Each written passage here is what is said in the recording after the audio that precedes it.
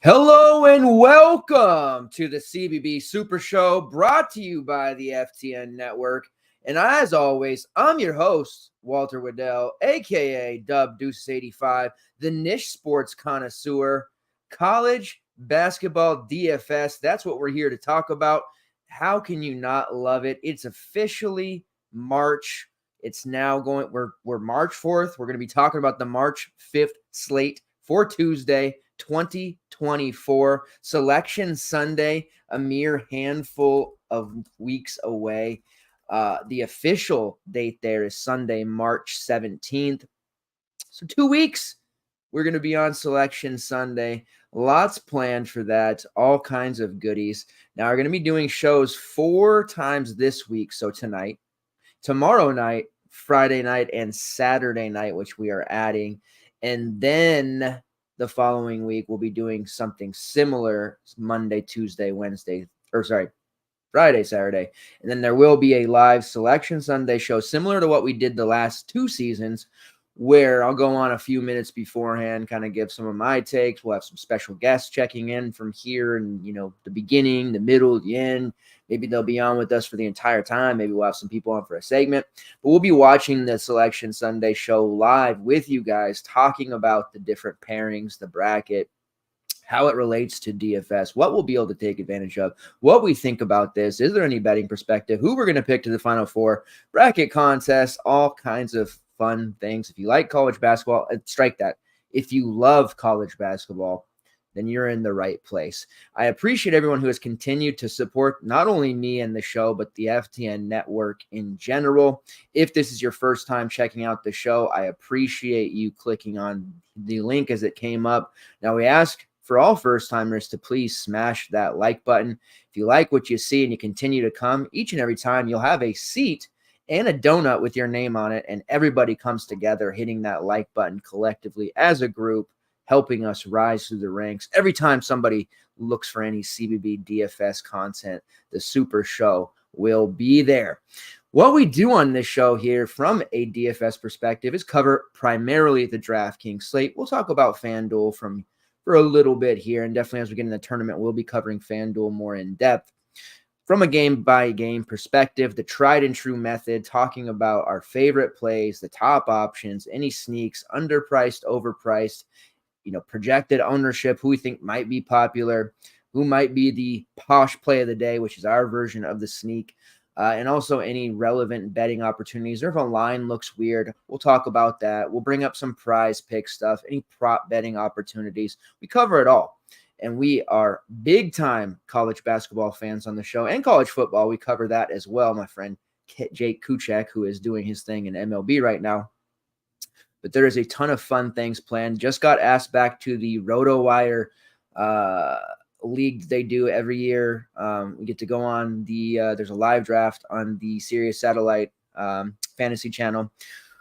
We do our thing. We make picks. They have us on to talk about our team segments and stuff like that. And basically just draft a team, of players that are in the tournament. And obviously the weighting strategy to do that is to try to stack or get a team that you think is going to go far, not necessarily drafting the number 1 overall player. If he's on a team that you think is not going to go far, you may want to take some role players from a team that's going to go to the Final Four, because that's going to rack up more points long term. So we're going to be doing that for RotoWire. I will be getting you guys the details on that for those that want to follow along. We will also mirror that and do our own version here at FTN. We're going to have bracket contests as well, and then other drafts and leagues. We're going to be doing a lot. Last year we did one for it was like 12, community members. I think we're going to end up doing one that's like 15 to 16. And then if there's enough interest, we'll do another one and another one and another one, another one, another one, another one, another one. So lots of fun stuff planned there, and I'm very, very excited. This is going to be a fun time. Big win tonight for Baylor over Texas. Dylan Dessou, man, the myth, the legend around Dylan Dessou's jersey hangs behind me because he did such a great job last year in the tournament. Really worried about this Texas team. Hope his injury is not too significant. He did have a stomach flu as well heading into this one, and Texas just could not hang on there as Baylor does win. Duke smacks NC State in the mouth. What a performance by DJ Burns on senior night. You keep feeding the kid. That's great. He puts up a huge number, but coaching-wise, man, Keats just got absolutely out-coached. Trading threes for twos, it's cool. DJ Burns is unstoppable. I get it, but he started setting up his post moves from the three-point line, and then there was just no double team coming. It was just such a weird way for Keats to go and absolutely just get out-coached. So you're going to see more of that with some of these teams, and the bubble is just – it's going to be a wild, wild first conference tournament week and everything else going on with the bubble. Now, conference tournaments did start today, believe it or not, with the ASUN opening round. So we're going to have those smaller, conferences or low majors having theirs going through.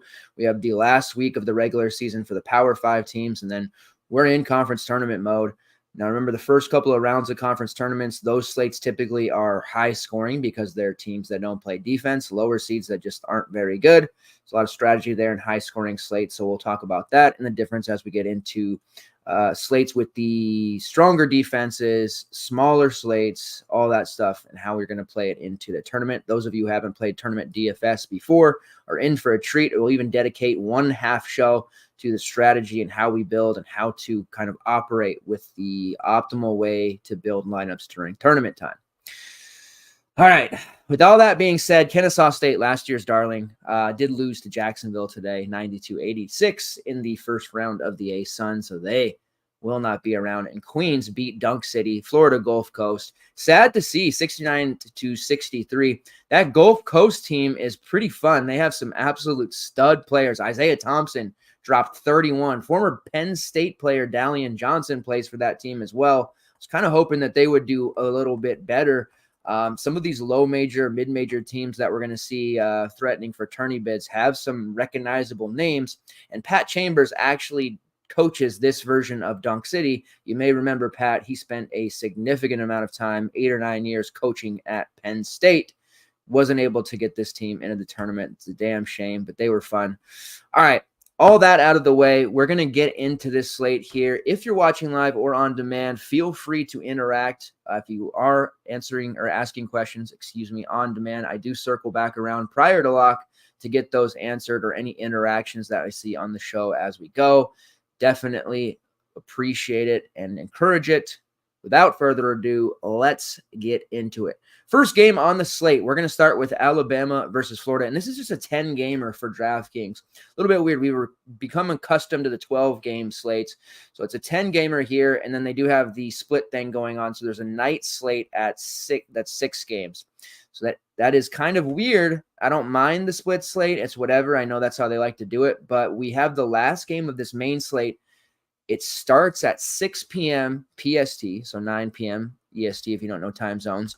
And the night slate actually also starts at 6 p.m. PST with 4 different games starting at that same time. So it's kind of puzzling why they wouldn't have ended that or combined those 4 games and made it a larger slate. I get they're trying to do the rake thing, but so if you're playing tomorrow/tonight, whenever you're watching this, just know that there's going to be 2 slates smashed together at the same time. We're going to be getting starting lineups for those, injury news, any breaking news. We'll be posting it all in the Discord to keep you guys up to date. For those who are FTN community members, it's going to be very chaotic tomorrow, but it's toughness training for how next week is going to go. We are going to have day hoops. Day hoops is always fun on the weekdays. All right. As far as contests too, before we jump in here, I don't want to get ahead of myself. Bracket qualifier, the Mania, number 51. Still opportunities to qualify for that tournament if you haven't already. It's a $60 price point, 134 entrants, $3K to first for the flagship tournament, and then there's the variety of different options there with the 33, the 50, the 222, all that stuff, the 333, the 555, any of those high dollar things. Nothing super fancy. All right, let's get back into it. Alabama versus Florida. Now, this total is going to make you fall over when you hear it. Casual players who like to dabble into college basketball and see what it's about tend to mini stack or full outright stack games with higher totals. That's just the way it is. That's what people are programmed to do. It makes sense. High scores, there's going to be a lot of buckets, a lot of fantasy points. People are just programmed that way. And it makes sense. It does, right? But we know we can find some fantasy assets in some of the uglier games too. However, the total on this game is 177 points. Now, that is an ass load of points. Pardon my French, it needed to be said. We've had some pretty high totals over the last couple of weeks in the 160s and we did have a 170 recently, but I don't think we've had one on the slate that was pushing towards 180 like this. Florida is 1.5 point favorites. This is going to be a close one, and the pace in this one is going to be absolutely frenetic.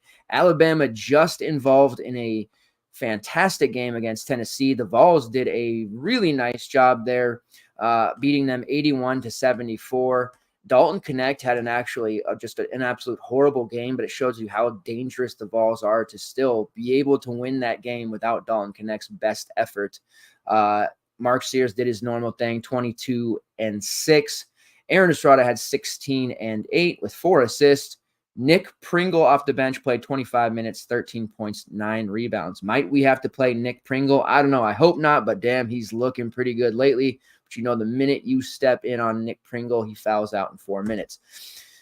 Looking at this one, the Alabama side of things, they play the 13th fastest tempo, the number 1 offense per Ken Palm, going up against Florida, who is 33rd in tempo, top 15 offense, and the 3rd best offensive rebounding efficiency.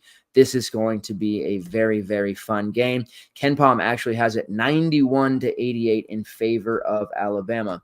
Now, Latrell Wrightsell, who is still in concussion protocols, dealing with absolutely heinous headaches and migraines, and anyone who has gotten like kaleidoscope style headaches or severe migraines know that those can really take you out, and it's impossible to do much of anything. I wear contacts, so I deal with those types of headaches more frequently than I would like to. And I can't imagine, I can barely drive sometimes when you have those kind of migraines, so let alone playing a highly competitive D1 basketball game. And it sounds like he's probably not going to play. We'll see. So as of now, I'm going to go at it with the idea that Wrightsell doesn't play. In that game against Tennessee, the starting 5 that they rolled with was Mark Sears, Aaron Estrada, Rylan Griffin, Grant Nelson, and Jaron Stevenson. Stevenson played 25 minutes there. Grant Nelson fouled out in 16. That made it to where Nick Pringle had to play a lot off the bench, 25 minutes, and he was very solid. Pringle has actually seen his price jump up over $5K now because he scored over 20 fantasy points in 3 of his last 4 games, which includes a game against this same Florida team back on February 21st, in which they won 98-93. He shot 13 times in that game, had 13 points, 8 rebounds before fouling out in 26 minutes on his way to 22.5. Now, he was 4-3 then. He's 5-5 now. Very risky on the road. We've been trying to avoid front court players on the road because of the refs' tight whistles that we've seen lately. So I'm certainly not a proponent of playing Nick Pringle, but I could envision seeing him with the high total and the way he's been playing being somewhat of a popular play. Now, usually against Florida, I like to target wings or guards. Front court wise, they do have, some size with Micah Handlogden and Alex Condon. Now, both get into foul trouble, but Nick Pringle also does. So whoever amongst that front court group gets into foul trouble, the other side is going to go absolutely ballistic because that's going to take away that interior defense that Florida typically has the advantage on, especially going up against Alabama. If Pringle's able to get Condon and Micah Handlogden into some foul trouble, he will be completely unimpeded on the boards and will be able to continue to put up big numbers. But that is a big if. I envision him being the one to get into foul trouble. Now, Mark Sears has always got to be an option. 8-8, it's a higher price for sure.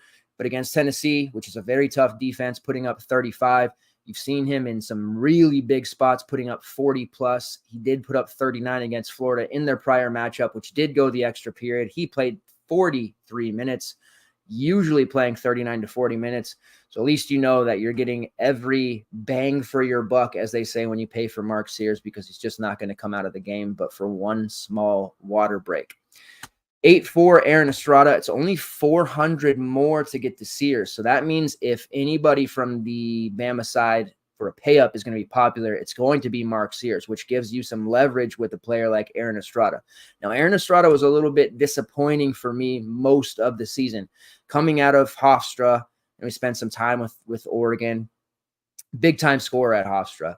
The non-con, he put up some pretty big games, but it seemed like he sleptwalked through the first half of the SEC conference schedule, and that's to be expected. SEC basketball, there are a lot more difficult teams there, and it can be a bit of a culture shock.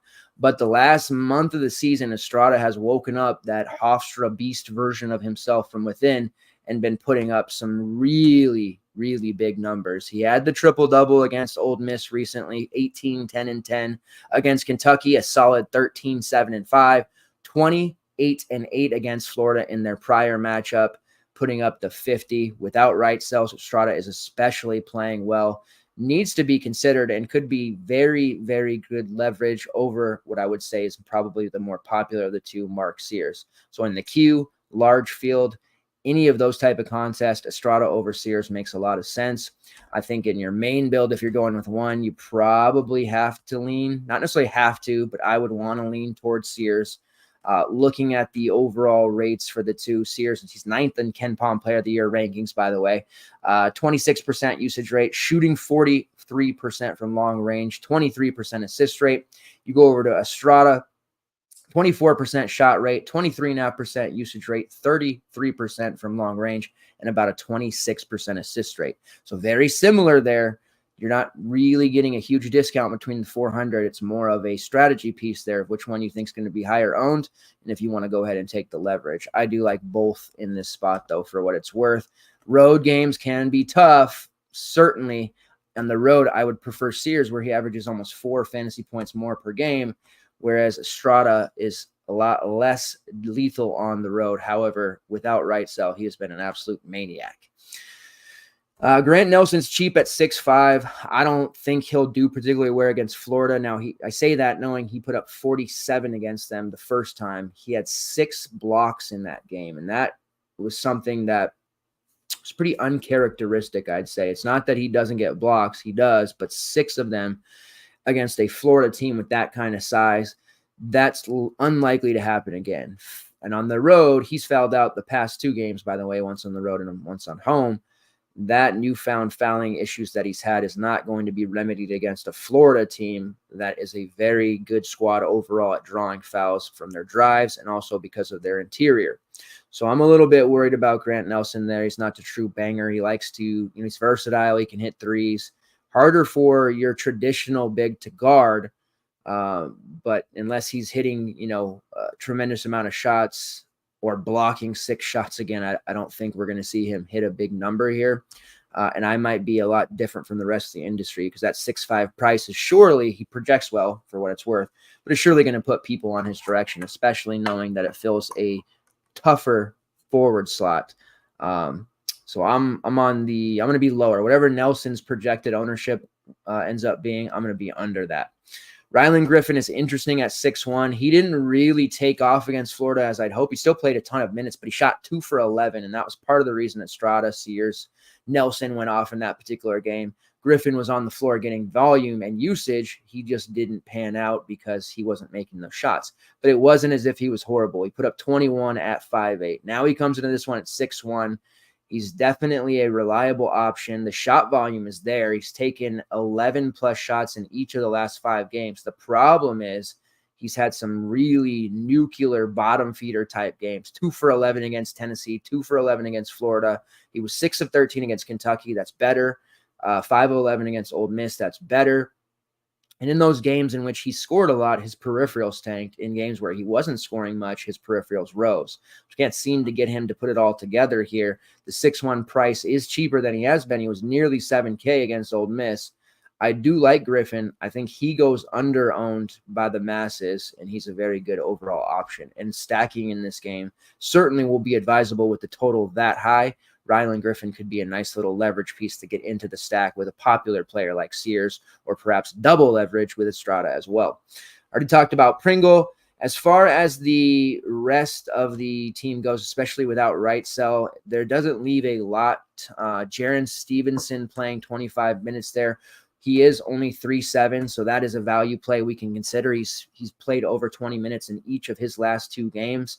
The problem is there aren't a lot of shots available after Sears, Estrada, Nelson, Pringle now, Rylan Griffin. So there's not that volume. And if Stevenson, who's only taking 3 to 4 shots a game anyways, only makes 1 or 0, he's not going to be able to pan out. Not a big rebounder, not a big peripherals guy. He's that dreaded 5th starter. So yes, he is cheap, which I recognize, but he's got a low fantasy point per minute number. You have to really temper your expectations. We're probably looking at a 2x max return here, but if he's going to play 20 plus minutes, it's at least worth a shot. We also saw, without Wrightsell, Davin Cosby play 10 minutes against Tennessee. He also played 13 against Ole Miss in the game in which they controlled from start to finish, scored over 100. He put up 18 in that one. He's somewhat interesting, but just not enough minutes there. That would be a large field play at best. On the Florida side, everybody under 7.5. They're all wedged in together there. I'll start with the leading guards, the usage guys, Zion Pullen and Walter Clayton. Now, Clayton has been phenomenal. He's been a little bit streaky, but as the conference season has gone on, he has really become a high-level play. This price of 7.4 for him feels a little bit too low. 24% usage rate, 26% shot rate, shooting about 37% from long range is Walter Clayton. And when you look at the game there, he had the weird foul out tech against Missouri, in which he only played the 22 minutes there. But his last appearance against Alabama, 27 points, 5 assists, 8 rebounds for 51 fantasy points. He's consistently been hitting 30. Again, 4X seems inevitable at this price at worst, and I think you'll see him do even better than that overall. There has been some foul issues in the last couple of games, but I'm not exactly worried about that. And he played a pretty damn good game against South Carolina, even though they lost, and South Carolina's defensive chops have been elite. Clayton hit 6 of 11 threes in that game, and last time against Bama, he took 16 shots from long range, 24 overall. Walter Clayton is an elite play at 7.4.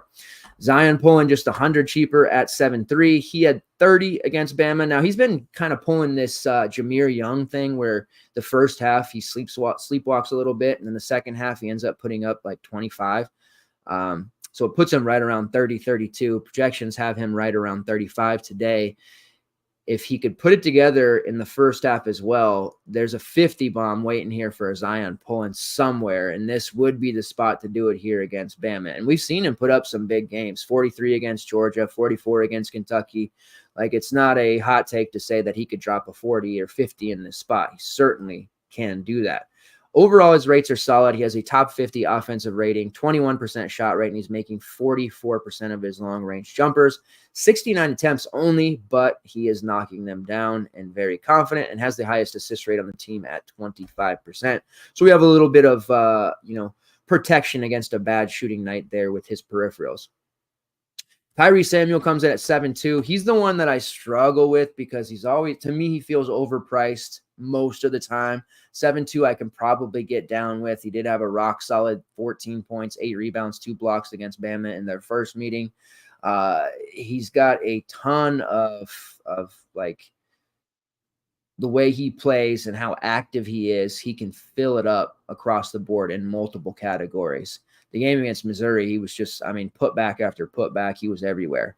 I think he's more of a secondary play, a luxury option there. I think I'd rather just go up to Clayton or Pullen or look down to one of these next few guys we're going to talk about. So Samuel falls in this weird range. And I think a lot of people will probably feel that way. In fact, Samuel doesn't get much ownership. Paying attention to the last 3 or 4 Florida slates, he hasn't been that highly owned. And I think that will continue to be the case here in this one, even with the higher total. So the big thing usually coming into it is, do you want to play the starter Micah Handlogden or do you want to play Alex Condon? And for a while, to me, Condon was the one. Like, off the bench, he's just got this high fantasy point per minute number. He's throwing down 30s in 20 minutes, but he has really fallen off. 10 minutes against Missouri only, 14 against South Carolina. They've been kind of going away from him. He also has a high foul rate, but Micah has been playing some really strong games. He wasn't particularly great against South Carolina. They did get him into foul trouble, but he's played 22 minutes, and it seems like he's going to, instead of playing the 18 to 20 and sharing it with Condon, it seems Heinglagen's starting to glide towards the 30-minute mark, while Condon's dropping more towards 10. So Micah is the play if you want a Florida front court player, and he's only 5'5", which is a really cheap price going up against a Bama front court that, if Pringle ends up in foul trouble, will provide very little resistance for a player of Micah's caliber. Now, against Alabama in that first meeting, he yanked down 13 rebounds, 3 blocks. He only scored 5 points, but he still hit 30. And you'd be awfully damn excited about 30 to 32 at 5'5" here. So Heinglagen in a great position and at home here as well. The polarizing thing here is not Will Richard at 5'6", who's a decent price, kind of a boring play. But you have Riley Kugel here at 4'2", and I feel like people are going to plug, like we're not going to see like 80% ownership, probably going to see 25 to 30%. He has played 30 minutes against South Carolina and 20 against Missouri, but you go back 2 games before that, Vanderbilt 6, Alabama the first time 3. Now, as a non-starter, you never know what you're going to get. Box of chocolate style. He played really well when given minutes, and then he has a tendency to disappear. And this has been the case all through the season. Coming into the year, I really felt like Riley was going to break out. And he did start the first month and a half every single game, and he looked all right. But he's come off the bench in every appearance since December 30th, and the minutes have ranged. He's got some at 4, then he's got 32, 21, 19, 25, 2, 29, 6. So you really don't know what to expect. It makes it really hard because if you look at the last 2 and you think, okay, Riley, I'm locking him in 4-2, give me 30 minutes, let's go. That's not a guarantee. If he comes out and misses a defensive assignment, misses some shots, like you might be looking at him playing literally 6 minutes. And a lot has to do with fouls to other guys, of course, and if the starters are going to get these full run. Will Richard was somebody who was starting to play a lot more, kind of boxing Riley out there. They found a way to get both of them in the last 2 games, and Condon, like I said, has lost a ton of minutes. So it's really a difficult one to peg, but it is a really cheap price there. And if you have a read on Florida and you feel good about it, then I would encourage you to play him. But do not be surprised if you get delivered a sub 10-minute performance. You can tilt it if you want to, but that's one that you at least have to be aware of and know that the possibility exists. All right, next game on the slate here, Ole Miss versus Georgia. The total here is 149. Georgia's 2-point favorites. I'd like to bet Ole Miss here, but I'm not too sure what we're going to get out of them because Alan Flanagan, who didn't start last game and played only 9 minutes, quite concerning, didn't start against Bama but played 31, which was about what he normally plays. And then we saw the 9 there against Missouri. So what this comes down to is it's an elite matchup. This is a very fantasy-friendly environment for both teams, but we're not paying $7K for Alan Flanagan unless he's starting. And I realized come off the bench against Bama and drop to 36, and he very well might. If he doesn't start against Georgia and gets the 30 minutes, he will put up 30+, making him a very solid overall option. But he's just going to be a large field GPP look. I don't think we can justify or feel good about using him in our main lineup here. I don't know if this is some kind of doghouse thing. I'm not as plugged in on the Ole Miss message boards as some of the other programs I am. So I don't know if that's the case or what's happened there. But as it stands right now, he's lost his starting spot to Brandon Murray, who I really like, but has struggled as a starter and hasn't been that great this season, I admit. Still have your normal guys, Matthew Murrell and Jalen Murray. Those two can be considered elite plays here against Georgia. Now, normally the DVP is front court against Georgia, but really anybody can be used against Georgia. This is a kind of one size fits all. You can target liberally. Murrell's there at 7-1. This is a really good price for him considering he lives in the upper 7s, low 8K range. I would absolutely love Murrell, especially without Flanagan starting. This has freed up a ton of shot volume for Morrell, who on last year's team was the main option. Now he's got several others around him, but we're seeing him put up some pretty nice scores recently that included the 36 against Missouri and their last one playing 37 minutes. Have to like Morrell at that price. He's definitely a main team type of player and will be near the top of my player pool. Jalen Murray at 6'9". He had been really cheap there at $6K against Bama a couple of games ago. His price has shot back up here now that he's playing quite well. He's just a secondary option. The matchup, again, is great, but I'd rather just ride Morrell, especially when he's only 200 more. And then you have value-wise Brandon Murray sitting there as a starter at 4.6. They played 26 minutes against South Carolina, played 29 against Bama, only 19 against Missouri because he did end up fouling out. He's just really going through this systematic type of struggles. Being under Chris Beard's watch, he's used to a more free-flowing style of offense and system, and I don't know if this was the best fit for him. It hasn't quite worked out. But that being said, if he continues to start at only 4.6, he has to be in consideration as a value play. We did see TJ Caldwell play 26 minutes. That's kind of interesting. It's the second time in the last 3 he's eclipsed 20 minutes. We saw Caldwell last year pop as a value play late in the season. Hasn't really gotten as many minutes with all the transfers that they brought in. So he's kind of fallen by the wayside, but it looks like they're starting to go back to him. And he is only 4K. Worth some exposure in large field GPP? Absolutely. As far as the front court goes, Jamin Brakefield, I'm never comfortable. He's just one of those guys that I don't feel great about rostering. The fact that he's nearly 7K, just under Morrell, and yes, I know it's a forward versus guard selection here, but I'm not too keen on utilizing him, even though I do like the spot. It's one of those things where it's on the road.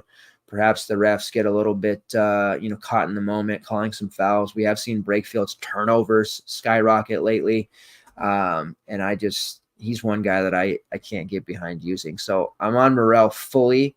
I'm not taking Brakefield, but if I want a front court guy, I'm looking at one of Mo Cisse or Jamarian Sharp. And it's worth noting that Jamarian Sharp played 25 minutes against Missouri, and he was absolutely phenomenal. Elite rebounding rate, elite shot blocking rate. That's been the case throughout the course of his career. 6 blocks against Missouri, 7 rebounds, 7 points, put up 28.75 fantasy points. He's only 4.7. Can't guarantee that he's going to get those kind of minutes. Was aided by some foul trouble, obviously, for Murray. Brakefield had 4. We did see Mo Cisse with a pair of fouls in the first half. He's always a guy that's going to be a foul risk. So all those things help Sharp get those additional minutes. No guarantees here, but 4.7, again, another option that we can utilize. I tend to try and lean towards starters, but with Cisse there being a walking fouler, the minutes or the path to minutes exists for Sharp. It is worth noting that Cisse played only 11 minutes in that last game, but his usage rate was 40%. So he's a high fantasy point per minute guy if he could ever stop fouling. And there's a lot of interesting plays for this Ole Miss squad that aren't starters. So if you've got multiple lineups and you're doing the MME thing, I think it is a smart idea to rotate through, some exposure to Flanagan, sure, but Mo Cisse, Jamarian Sharp, Brandon Murray, maybe a little TJ Caldwell, guys like that could pay off handsomely. On the Georgia side, they are very unappealing to me overall, which is usually the case. We saw I think they had their senior night on Saturday. Could be wrong, but we saw the start for Matthew Alexander Moncrief, who came back from the dead a couple of games ago, played off the bench for 10 minutes. He got the start here against Texas A&M, only played 6 minutes. Not that he's a play. And again, that's one of the biggest collective misses of the CBB fantasy community, because all of us, don't even try to lie, those of you watching, thought that he was going to be like the biggest thing in college basketball for a time. He did start over Silas Demery. Demery played 26 minutes. Expect Demery to probably be back starting. And the normal 5 that we would see for them: Russell Tshwa, Noah Thomason, Jabir Abdur-Rahim, Justin Hill, and Silas Demery. We have seen Blue Cane start a couple of times. RJ Melendez is back, played 20 minutes in the last game. And then the exciting freshman Dylan James, who's played 17 minutes in back-to-back games and has been fairly productive in those times as well. Starting with him, he's only 4.1K. He has scored double-digit fantasy points in 3 straight. It was a lot more appealing at near min price. Now that he's getting minutes and has been producing, they bump him to 4-1. That's a little bit tougher, especially going up against that Mo Cisse, Jamarian Sharp front court. But Dylan James looks to me like a guy that could be a very fun player next year and somebody that we're talking about utilizing quite often.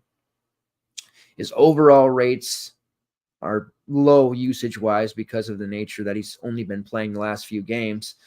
His other appearances were spot minutes, but he has a block rate over 5%. He has a offensive rebounding rate over 9%, which is fairly elite.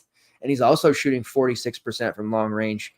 13 attempts, granted, but he's a versatile player, a ton of athleticism, and a high upside. I'd love to see him get into the starting lineup, but that's probably not going to happen. But he is definitely a sneakier value that I have interest in. As far as the rest, RJ Melendez is cheap at 4.7. He has high upside. We saw him put up 21 against Texas A&M. He can do that. He disappears for long stretches, but he can also get very hot. He put up a big score, one of the biggest of his life. Was it a month ago? He put up 53 against Florida, 35 real points, 6 for 10 from long range. He's got that ability. Only 4.7, but there's no consistency, making him nothing more than a GBP alt play and not a very good one at that.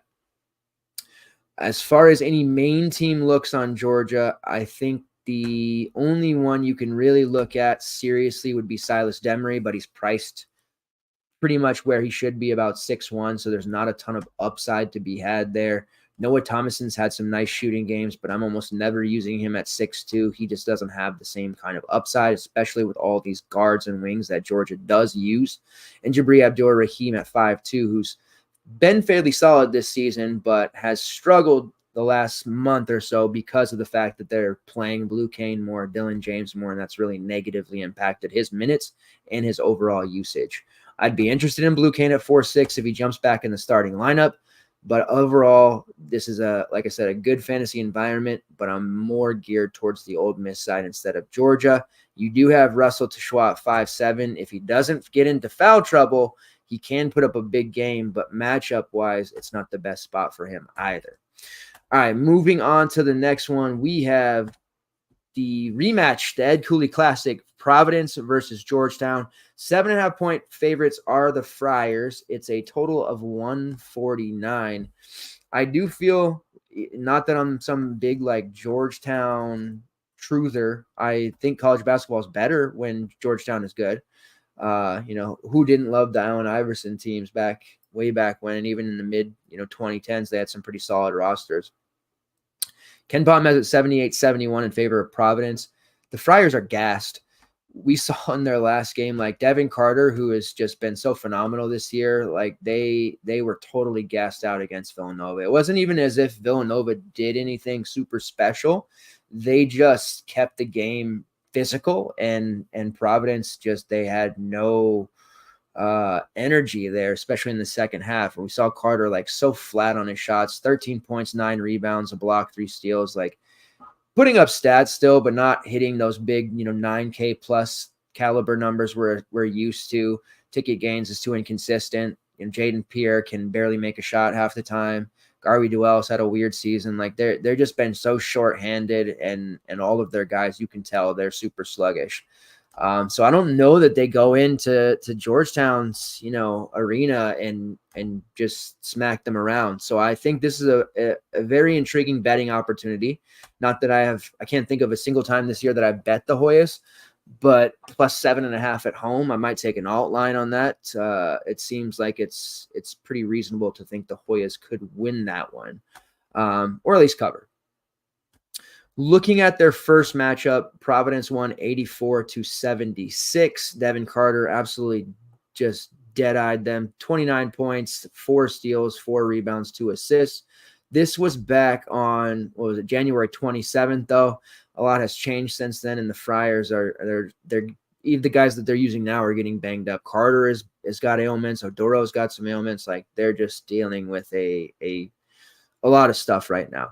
Jaden Epps was fantastic, 26 points, 4 rebounds, 6 assists. I really like Jaden Epps. You know, in the Ed Cooley system, there's going to be a guard that gets all the usage. I don't know how many of you watched the Xavier Georgetown game on Saturday evening. It was fantastic. Des Cloud won us a sizable amount there on that slate, but Jaden Epps, 30% usage rate, 20 points, 7 assists, 3 rebounds. He's been turning the ball over a lot, but that doesn't hurt us as much on DraftKings, so I don't really care about that. He had 5 turnovers, but playing just about every single minute. Epps is a strong play here. Supreme Cook had a solid game there, 15 points, 14 rebounds. Rowan Brumbaugh, the redshirt freshman who came over from Texas, originally committed to Northwestern. He had a big game, 24, 3, and 3, and he's been playing a lot better lately. They do use a starting 5 of Epps, Cook, Brumbaugh, Styles, and Bristol right now, with Jay Heath and Ish Massoud coming off the bench, but the Hoyas aren't particularly deep either.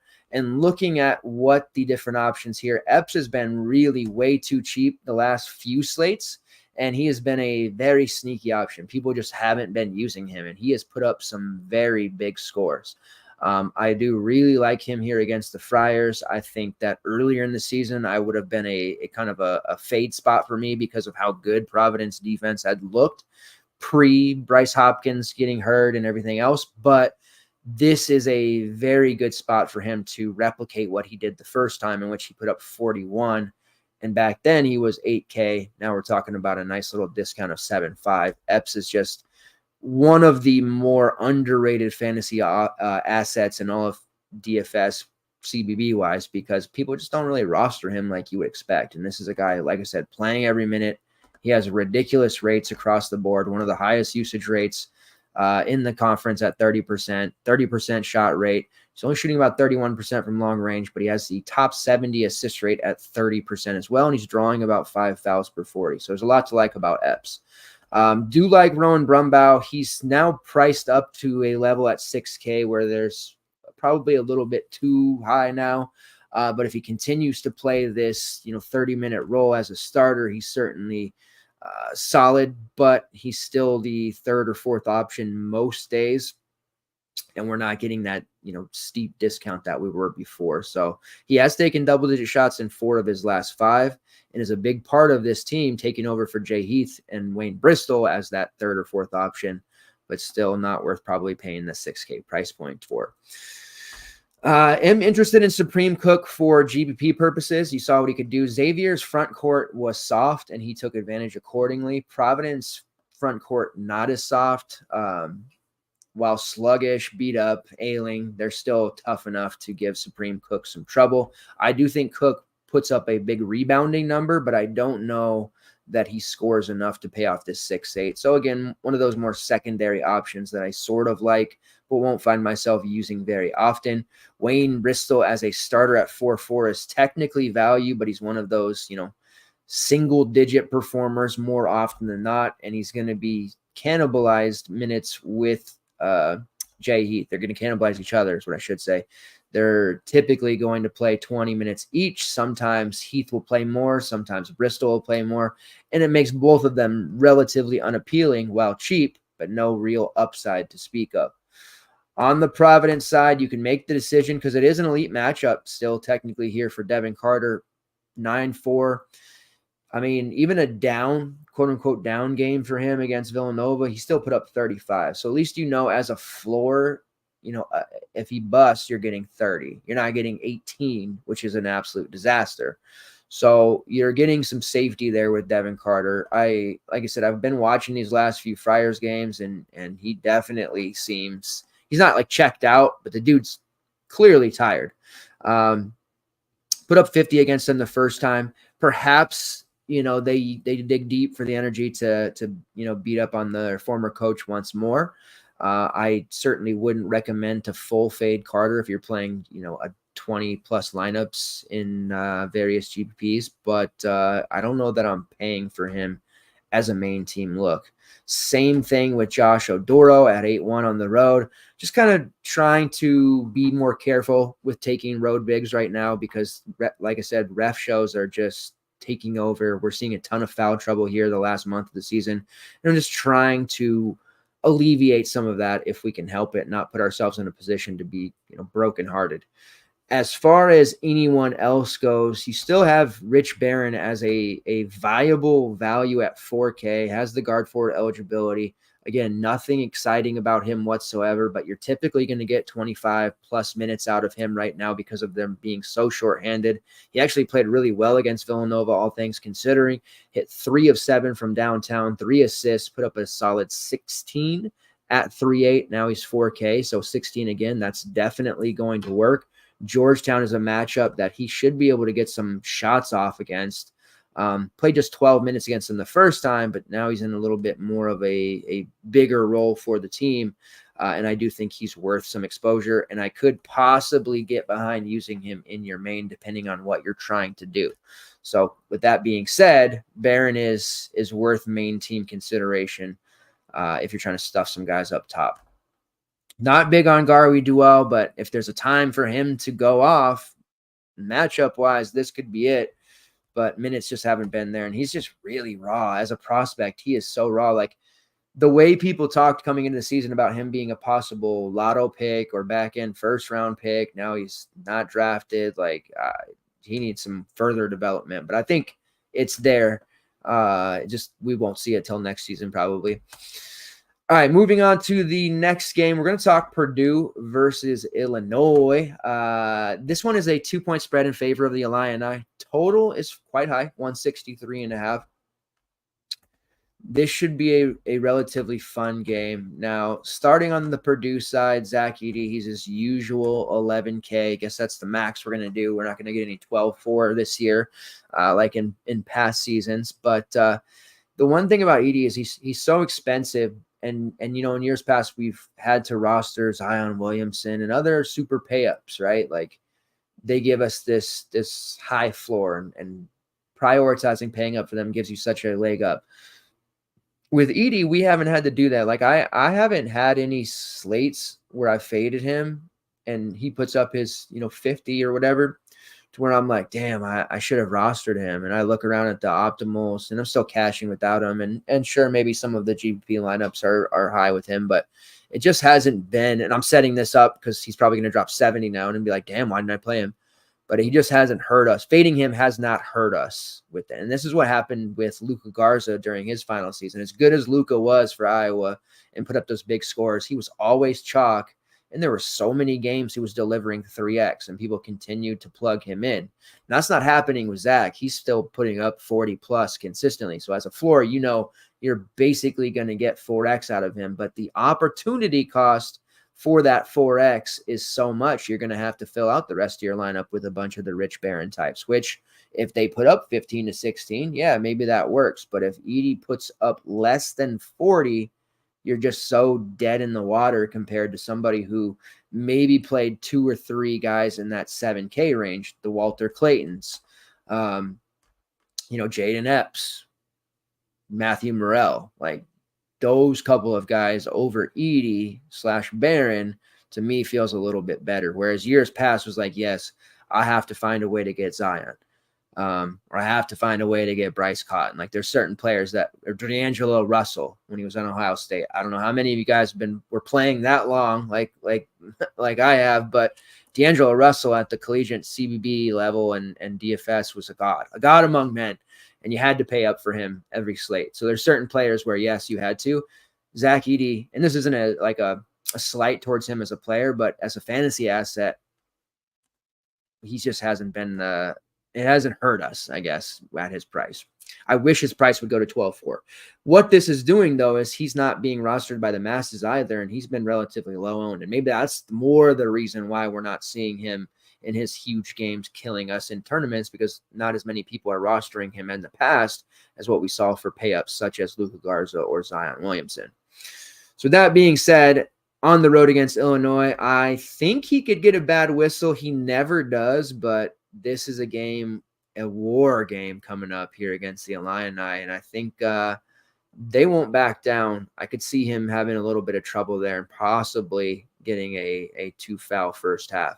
Now, he had 15 rebounds against the Illini in their first matchup, which was an 83-78 win. back on January 5th. He had 10 points in that game, 15 rebounds. They did a pretty nice job on him overall. He did have 4 fouls, and he ended with 39. So again, 39 to 40 as a baseline, that's still got to be considered a pretty big disaster, because what are the chances Walter Clayton puts up a 40 or a similar score for nearly 3K, 4K less? Probably pretty high for the matchup. So if you don't get that 55-60, I just don't think it's worth it. And I don't particularly like this spot for him against a really chippy and suddenly fun to watch Illini team. I typically bang the drum for Braden Smith, and I will do that again. I think Braden Smith, you're getting a similar score for cheaper on his own team. Braden Smith is a triple-double threat, has really taken on more offensive role this season. He was more of a facilitator in the past. He contributes in all categories, racks up stocks as well. But now that he scored 23 against Michigan State, he scored 16 against Minnesota, we're seeing these higher games from him on the offensive side for actual bucket getting, and that's enhanced his ceiling even further. So it's a bit high at 8.3, but he's a great overall option here if you're not using Edey. But I'm probably not going to use him in my main lineup either, but he is going to be so fantastic here in this conference tournament week and in the tournament as well. He's going to be somebody that I'm certainly going to be looking to for safety. 14, 6, and 6 is the stat line he put up against Illinois in their first matchup, which is about 31. We would want more from him at that 8.3 price. So I'm a little bit leery here on some of the Purdue guys in this matchup, not going to lie. Lance Jones is cheap again at 5.8 after a rough performance against the Spartans in which he shot 0 for 6. He's definitely in play here at that price. He was up over 7K just about a week and a half ago after rattling off 5 straight games over 30 fantasy points from January 20th up until February 4th. So he was absolutely crushing it to end the month. Now he's back to a reasonable level and 5.8. Couldn't use him at 7.1, 7.5. Those prices just not a very realistic option there, but at 5.8 he definitely is. He put up a rock solid 25 against Illinois the last time, 4 of 11. There's going to be volume there. He defends typically the other team's best perimeter option too. Really a big fan of Lance Jones. If you want Purdue exposure, the easiest way to get there is through Lance Jones. Mason Gillis at 5.1. We're not using him, but man, Gillis, he's 20 plus fantasy points in 3 of his last 5, and we're getting into Mason Gillis season for Purdue, and this is typically, and this isn't a Mason Gillis exclusive thing. Usually every season as Purdue gets closer to tournament time, they have like a super hype role player that becomes such a reliable fantasy asset. It could be like freshman or sophomore year Aaron Wheeler for like 2 or 3 games towards March in the tournament. He was really viable there and cheap. And that was the T. Will and Matt Harms team a couple of years ago. And then you see Mason Gillis come on the scene back in, right after COVID, and Eric Hunter, and those guys as role-playing, productive, cheap players that were putting up good scores and hitting shots and just suddenly putting up 20. And you get into these weird, man, I need value. Where can I go? Oh, this guy doesn't do very well. He doesn't put up a lot of numbers, but I can probably get down with Mason Gillis. And one thing about Mason Gillis, he's been in this role for a few seasons now, an extremely high offensive rating. I don't even think people realize how efficient Mason Gillis has been this year, because he hasn't really been putting up huge scores all season long by any means, but he's starting to take flight here. He's playing more minutes. They're relying on him more. His offensive rating is first in the conference, second in the nation. He has the 7th best 3-point percentage at almost 49%, second best in the conference, and for good measure has an 8% offensive rebounding rate. The offensive rating is nothing new. Last year, he was 8th in the conference in an offensive rating, top 90. The year before that, 8th in the country and 5th in the conference. And all while shooting over 40% from long range in 2 of the last 3 years. He was a little bit down last year, shot 41% 2 seasons ago, and now he is just knocking down dagger threes, which is what he did against the Spartans there late in that game to secure a win. So with that being said, anytime Gillis, if you see him sub 5K, especially when you get into tournament time and you're looking for value, he's going to be the guy that we're going to want to use. His minutes are going to be elevated. His opportunities are going to be elevated. And he has been doing this for 3 or 4 seasons now. Nothing new. He's very comfortable in this role. And when he does get hot and he grabs rebounds and he starts getting assists and racking up, before you know it, you're talking about a 4 or 5x option that nobody realized was going to be happening. So don't get caught with your pants down on Mason Gillis. I don't know that this is the spot to use him. I'd actually like to see him brick so we can get a cheaper price for him going forward, but he is going to be somebody that we're talking about as a semi-value and one that most people are going to overlook. On the Illinois side, it's a 3-headed monster, really, for me. I know that we get, Dane Danger will pop once in a while. Justin Harmon playing lots of minutes. Ty Rogers has won our community member, Scott, a couple of seats now, I think.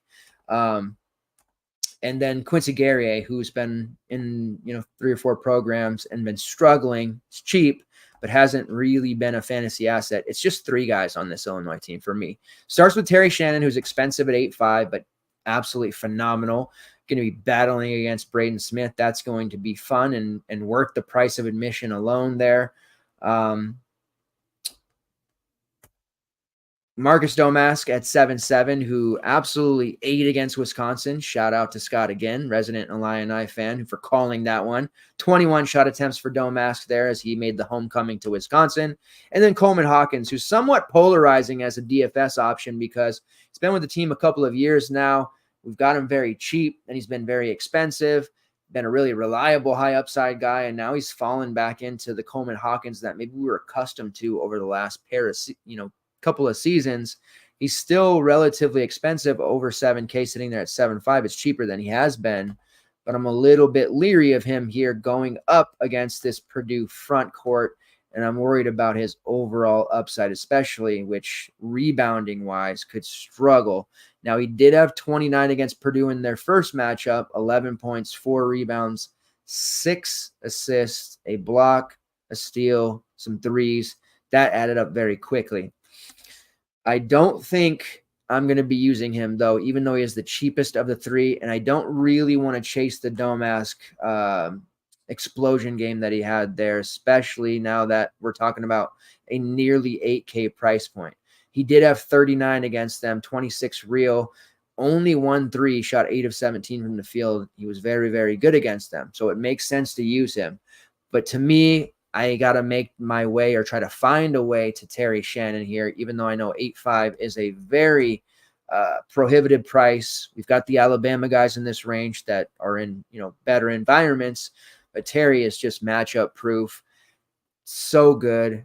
He's contributing in all categories, but he's an elite scorer, and you almost can just pencil him in for 20 real points. Like him and RJ Davis, those are 2 guys more often than not on a slate. You're just going to know they're scoring 20 real. How much over that in peripherals are they going to get? That remains to be seen, but 20 real points is a baseline, and we're going from there. So Shannon is the guy that I'm prioritizing if using an Illini player. I know he's expensive. I will find a way to do it if I'm going to go there. And looking at the overall prices on everyone,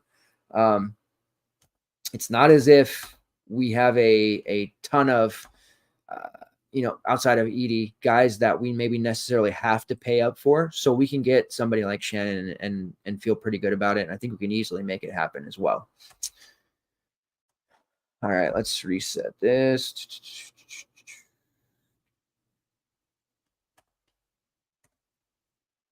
All right, next game on the slate, Syracuse versus Clemson. Clemson 9.5-point favorites, total of 153.5. Now, Jack Clark is officially questionable for this one. He had an illness, so that severe flu that just is going around. That's what he had. Some players have been knocked out for longer. Some have bounced back and played through it. Some have played the next game. So conventional wisdom will tell you Clark will play, but there's no guarantee of that with the severity of his illness. It could be a situation in which he doesn't play. He is a nice play at 5.6 if he does, but looking at what Clemson did without him and jumping back in the starting lineup there was Chauncey Wiggins, who played 32 minutes, had a relatively solid game, 12 points, 3 rebounds, 2 assists, knocked down a 3. He was overall fairly active. It was an 8-man rotation there, and off the bench, Josh Beadle played 16, Dylan Hunter played 11, and RJ Godfrey played 8. An absolute terrible loss to Notre Dame, 69-62. But that lack of depth really hurt Clemson. And this is about the time of year where Clemson, and more specifically Brad Brownell, start to unravel. Now, they have 20 wins. They're 20-9. Have this game against Syracuse at home, then a road game against Wake Forest to finish out before the ACC tournament. They should be in. But we've seen Clemson teams collapse in the past, and it wouldn't surprise me if they start losing these last two and their first game in the tournament. I hope they don't. I want to see Brownell succeed, and I like this Clemson team. I have for quite some time. If Jack Clark is out, Chauncey Wiggins is only 3-9, taking that starting spot. He would obviously be major chalk. The thing about this slate is the first 7 games of the 10 all lock right away, right? So 4 p.m. on the West Coast, they all lock. Then we have 2 games at 5, 1 at 6. So most of the slate will be over right after that first tip. So any lingering player news or injuries or breaking news, anything like that that could possibly happen, we're going to have to process all at once, because we don't get a few games at this time, then half an hour later, then a half an hour later. I kind of like it this way because it's going to be chaotic and frenetic, and people are going to make mistakes. You just hope that you're not the one to make mistakes, right? So this will be one of the priority things to pay attention to. And when that starting lineup comes out, if we see Clark is out and Wiggins is starting, that'll give people also time to make that change. So you will see Chauncey Wiggins be relatively popular, one of the higher owned options at 3-9 in a matchup against Syracuse, where he can definitely do work. And if he has to play 30 plus minutes because they are shorthanded, it just makes way too much sense. So we'll look at him there. I am a little bit shocked that Godfrey only played 8 minutes in that Notre Dame game. No counting stats. There didn't appear to be, here before I put my foot in my mouth, because I didn't watch that game. Try to watch as many as I can. It did not look like he got injured when I was reading their reports. So yeah, just played 8 minutes. So that's a little bit nerve-wracking without Jack Clark for him to play that least amount of minutes. Trending back down, 3 straight games in which he played 22 plus minutes and he produced 15 plus fantasy points. It looked like RJ Godfrey was working his way into a, middle of the rotation spot. This is a kid that we've been watching for a while. He looks great, but now he's back to barely playing again, and that makes him unusable at 4-5. It would take him starting for us to be able to use him. So we'll watch for that news, but it's likely going to be Wiggins if Clark can't go. If Clark does go and starts and everything's good to go, that 5-6 price is really good for him. He has had 2 straight games below 20, but he played 33 plus minutes in each of those. 30 plus minutes for Jack Clark at 5-6. Yes, he is a very nice option there, but we'll see what his status ends up being. PJ Hall is cheap. He's projecting well at 7-6, as you can imagine. One of the cheaper prices we've seen on him, a fantastic buy low against Syracuse. Just needs to get Malik Brown into some foul trouble. Now, the first time they played Syracuse at their house in 32 minutes, he had a double-double, 15 and 10, 3 blocks, 3 assists, on his way to 37. Now, Hall hasn't had the slate erupting games as much this year as we would have liked, but he has been fairly consistent. He had a down game against FSU, but for the most part, you know what you're going to get. He's going to be hovering around that 28 to 32 mark. And at 7-6, that's a lot easier to absorb than it was at 8-8, 9K like he was before. PJ Hall will probably also be a popular play because of this, and as he should be. This matchup against Syracuse is really, really good. And Hall, there's no reason to think that Hall won't absolutely detonate here. It is what I believe is the last home game of PJ Hall's illustrious career. Technically would have the COVID season if he wants to take it, but there will be something a little extra there for him. And guys like Chase Hunter and Joey Girard, I think they're going to be up for this one, and they're going to lay the wood on Syracuse, I feel. Especially if there's no Clark, there's just so many minutes to go around. Ian Schiffelin is your PJ Hall leverage. He's 7K though. It's a lot different when Hall's nearly 9K to the 7K of Schiffelin. When they're this close in price, you really can't justify it. However, Ian has been solid the last 2 games, and he'll do this. 15 and 12 against Pitt for 36, 10 and 14 against Notre Dame for 35. That's why I always like to throw him into some GPP looks. He rebounds at a high level. He's taking that Hunter Tyson role from last year. He can hit threes. He can contribute in all categories. He works really well as that secondary option next to PJ Hall. But price-wise, it won't make sense to use him. However, that's another leverage spot there. Mark Sears popular, 400 less Aaron Estrada. There's some leverage. PJ Hall is popular at 7.6. Ian Schifflin, some leverage at 7K. So you have some GPP way or ways to get different in GPP here with these various teams and popular spots. And it could really pan out well, especially maybe an Estrada Schifflin type of lineup. Wouldn't shock me to see either of those guys go for 35 plus. As far as the guards go, I don't have a ton of interest in Chase Hunter, even though it is against Syracuse. He should typically do pretty well. He did have 30 against them before, so I don't mind him. I probably prefer him over Joey Girard, honestly, just because of that discount. But Chase Hunter is safe. He's like semi-safe, but he's not really a GPP guy, but he's not somebody that I'm looking to play in my main either. So probably just going to be out of the player pool. But it's a last guy in situation. You end up having 5.8, 6K. You need somebody. You don't want to blow up the rest of your lineup. Chase Hunter definitely fits that bill, and he can get you 20 in this spot, possibly even more like he showed in their last time out. Joey Girard at 6'4", high usage, high shot rate. It's just going to take all that volume. Doesn't typically get peripherals. Not high on my list. However, revenge. Do you like revenge narratives? I like a good revenge narrative. Maybe Joey Girard plays that out. Now, he had 30 against Syracuse last time, and that was at their house. 18, 4-2. He knocked down 4 of 5 from long range. He only shot 6 times in that game, which is pretty uncharacteristic of a guy who typically takes 10 plus by the first half. So GPP wise, maybe the revenge narrative, but I don't really like Girard either. I think I'm just going to find myself with a bunch of PJ Hall and a smattering, if you will, of Ian Schifflin. Now on the Syracuse side, Judah Mintz still not priced correctly. So difficult, but at least we know that Mintz won't be chalk. People are not using him like they probably should be, and you can group me in that too.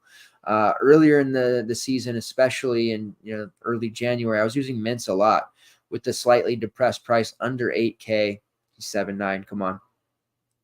But he has major upside with built-in safety and a high floor, playing every single minute possible. Syracuse with a habitually short rotation, which is the same under Autry like it was under Boeheim.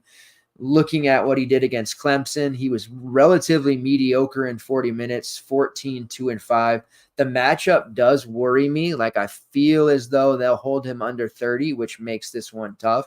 But his price is just so cheap. I don't think you can afford to fully fade him. And he has been so good the last 3 games. Granted, against easier opponents like Notre Dame, Louisville, and one was against Virginia Tech. But Mintz is just such a solid fantasy asset. I'm debating where I stand with him as a main team look. Probably will keep him in my GPP pool, but I think it's a mistake to full fade Mintz. As for the rest of Syracuse, I always have interest in Quadir Copeland. Only played 11 minutes against Louisville because he fouled out. That was tough. You're typically going to see him in the mid-20s. And this is a spot where, as a secondary option, I do like him. He was really good in that first matchup against Clemson when Mintz and others were struggling. 13 points, 4 rebounds, 3 assists, and 3 steals in that one, knocking on the door of 30 fantasy points.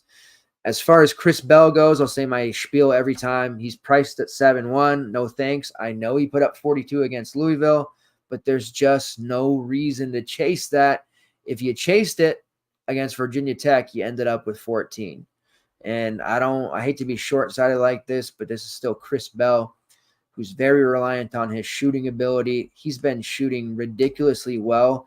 There has to be some sort of regression coming on his amazing three-point shooting of late. And against Clemson on the road, that's not the spot for me to pay 7-1. I will, and I'll say it like I say it every time. If I lose this slate because of Chris Bell, then it wasn't meant to be. That won't tilt me.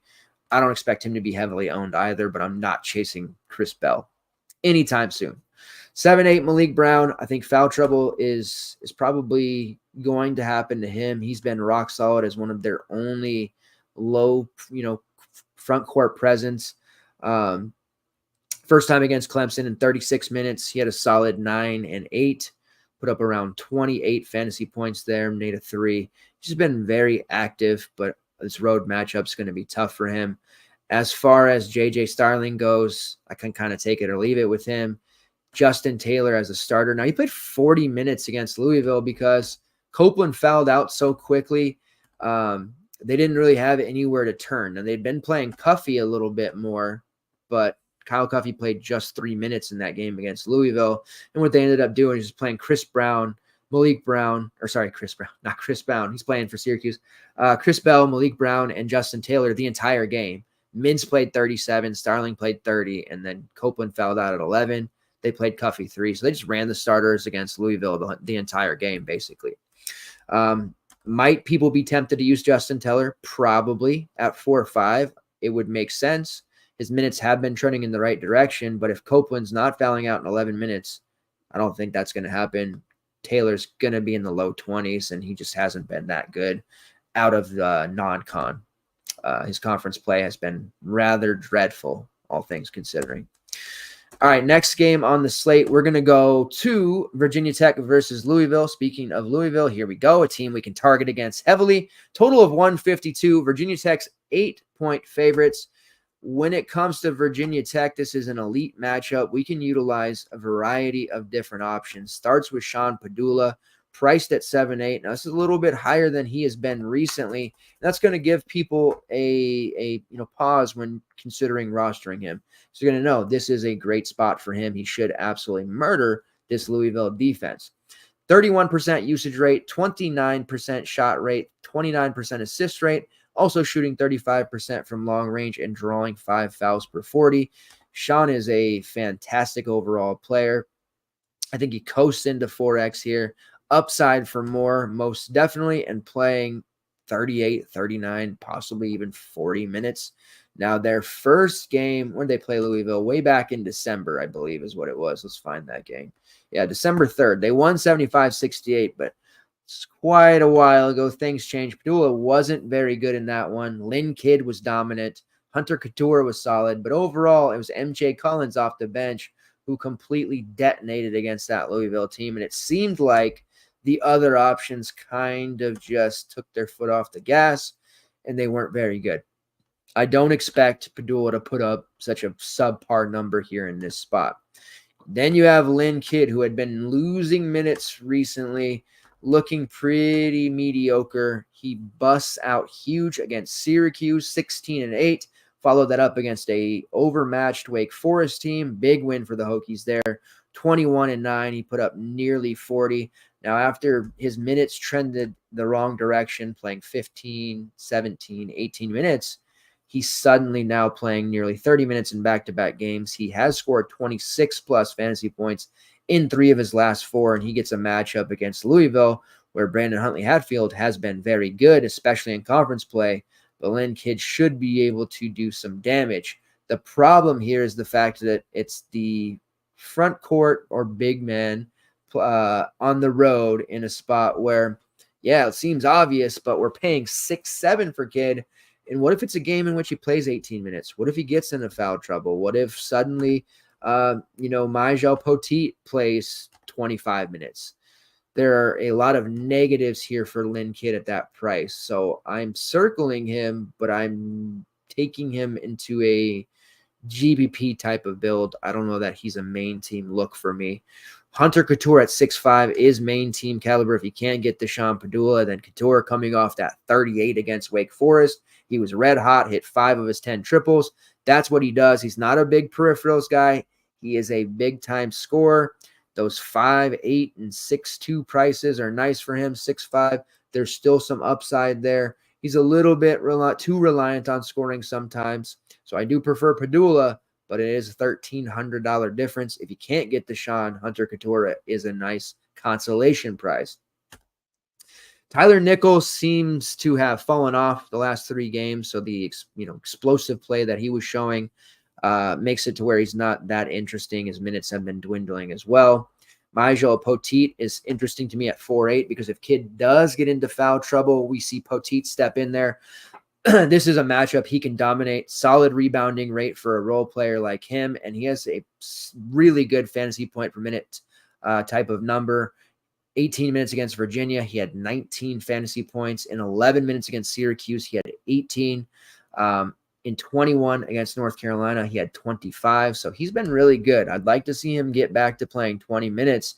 And if we play this one right and think that Kidd's going to struggle, perhaps picks up too early or just gets rug pulled in general, Poteet will have that opportunity to take over. And if this game turns into something where, Louisville just lays down, then Poteet has a path to minutes in the second half for an extended blowout run. So he is a bit of a sneakier value that I'm looking at. And then you have MJ Collins at 5.4, plays a lot of minutes, very low upside, not really that interesting. Louisville, just a dumpster fire that they've been all season. It makes it hard to really want to utilize any of them, but we have to recognize BHH, Brandon Huntley Hatfield, who is uber talented, got that Scully to Tennessee to start his career. He is really carrying the ship for Louisville and playing well against a variety of opponents. BC, Pittsburgh, Notre Dame, Duke, and Syracuse. He had scored 28 or more fantasy points in 4 of those 5 matchups. He's just been rock solid. And a pair of 40s earlier in the month against Syracuse and FSU. He's a bit pricey at 7.3. Probably not going to find our way there. I do like his props or the potential to bet his props, so I'm going to be looking there. He did have 14-9 against Virginia Tech in their first matchup, but again, that was way back in December. As far as the rest of Louisville, it can be hit or miss. They've made some changes in the rotation, trying to find something to work. Seems they've settled in on the starting 5 of BHH, Trey White, Mike James, Sky Clark, and Caleb Glenn. Caleb Glenn's still fouling at extremely high rates. Tyler Johnson and Curtis Williams are your primary bench pieces. There are some solid prices for these guys, such as Trey White with his high usage rate at 6.6. He's interesting there. Sky Clark at 6K. That's a cheap price for him, but are we trusting Sky Clark? Maybe not. And then Caleb Glenn, who's at 5K, has started to figure it out, or I thought he had, but then he fouls out in 18 minutes against Syracuse. He avoided foul trouble in the prior 4 games, so it seemed like Caleb Glenn's starting to play a little bit more efficiently with his aggression, but that didn't happen against Syracuse at 5K. He's an okay value, but probably not somebody that we need to prioritize by any means. And then Tyler Johnson at 5.7. As a starter, yes, coming off the bench, it's a little bit tougher, but the kid is uber talented. There's no denying that whatsoever. All right, next game on the slate here, we're going to get down to the home stretch. Notre Dame versus North Carolina. The Tar Heels are 15-point favorites, total of 138. RJ Davis at 8.7. I want to roster RJ. We've got him in the big explosion games that he's had. We've had him for that. But typically competitive games is where I want my RJ Davis exposure. In games that maybe get out of hand, and they haven't had very many, especially in conference play, it's not as a exciting proposition to roster him. I think that the upside might be lacking for this one. So he's more of a luxury play, not a core lock or a main team or top of the priority list. I still prefer Mark Sears, Terry Shannon, Aaron Estrada, guys like that.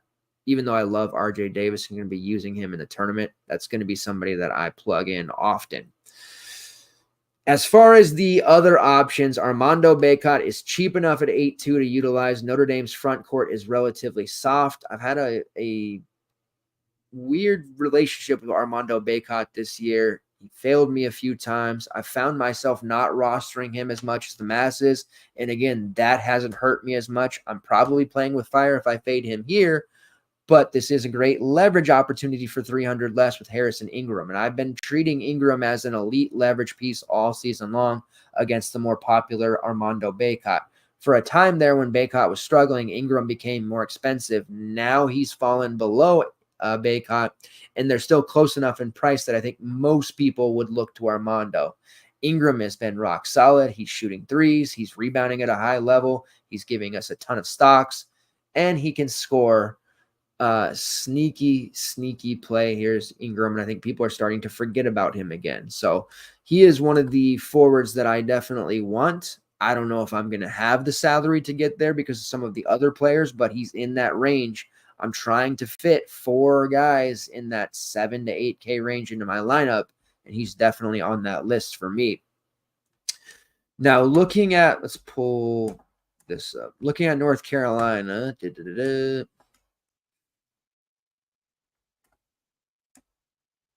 All right, so this will be their last home game of the season. They're finishing on Saturday on the road at Duke. That's going to be an absolute war. So, R.J. Davis, Armando Bacot, Cormac Ryan, Jalen Withers, Paxson Wojcik.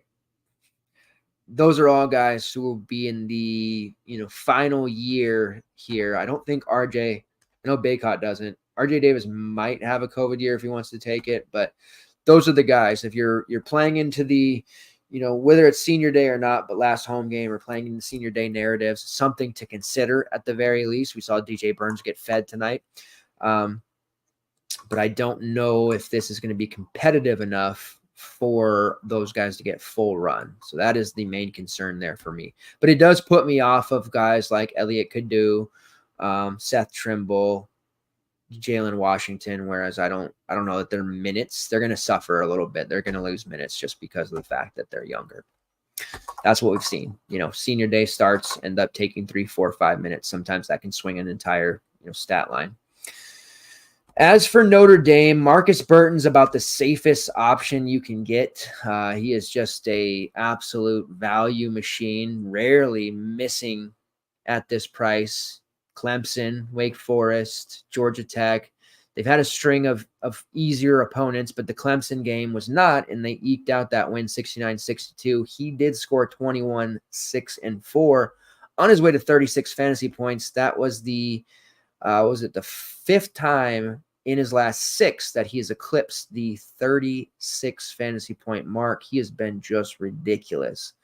Early in the season, the non-con Burton was just crushing it. Then he went through a lull. You got to remember this is still a freshman, and people don't roster him. Burton does not get rostered by the masses very much at all. He typically ends up being sub 10%, ridiculously high shot rate, ridiculously high usage rate. This is a kid doing it all. He has become a very safe option right under the noses of most of the industry, which is pretty interesting. So again, another guy in that 8K range that, I'm interested in using. I certainly want to have some Burton exposure. I don't know if I'm going to land there because he's probably not a top 3 option or anything like that at that price for me. I still prefer Sears, Estrada, those guys. But yes, he's an elite play overall. If you're running multiple lineups, you need Burton exposure.